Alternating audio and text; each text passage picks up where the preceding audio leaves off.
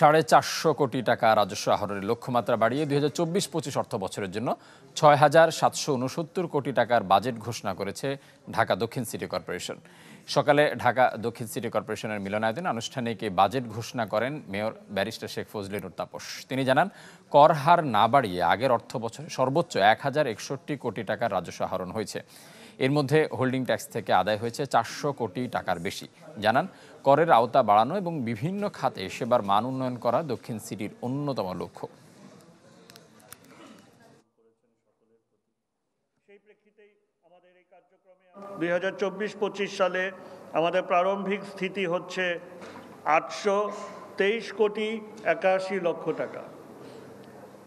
এর মানে হলো আমরা কিন্তু ঘাটতি বাজেট দিচ্ছি না। আপনারা লক্ষ্য করবেন প্রত্যেক বছরই আমাদের বাজেট কিন্তু উদ্বৃত্ত বাজেট।